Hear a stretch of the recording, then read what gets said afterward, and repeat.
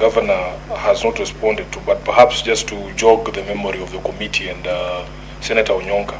There is a report by the County Public Accounts Committee, which was adopted by the House, that looked at the fiduciary risk exposure of all the counties. And I have to read this definition for fiduciary risk so that you understand what we're saying, Chair. It's an assessment on the level of misapplication and misappropriation of resources. This relates to the likelihood that funds are not used for the intended purpose, do not achieve value for money, and are not properly accounted for. So the total risk for all the counties was 532.6 billion. That fits in that definition. And Nairobi was leading with 157 billion such amounts. Chair, the total value of stalled projects is 7.59 billion for the all of the counties.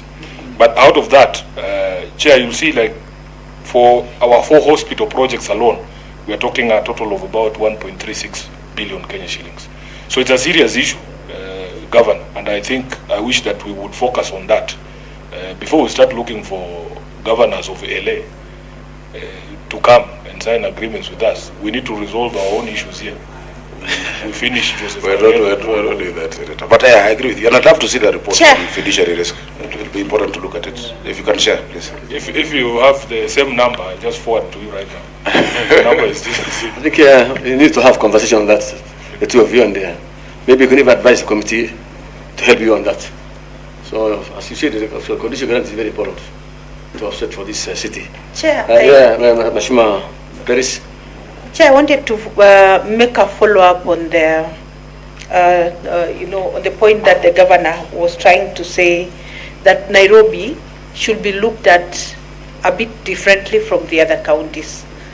And a lot of what you say, Governor, and I've been listening to you very keenly, not in this setting, but in several other settings, makes sense. I remember one time when you said the Nairobi is a service, oriented county, which is true, to a very large extent.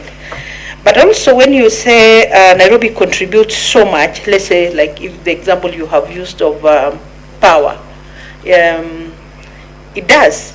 And that rural electrification bit of contributions that Nairobians do, remember, to define Nairobi is very, very difficult, because the same Nairobians who are here are the same people who are in those rural places, and they want that power.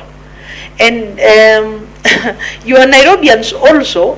A lot of people working in Nairobi are living outside Nairobi. So sometimes to define who is a Nairobian is a bit challenging. And I have always told you, Governor, whenever you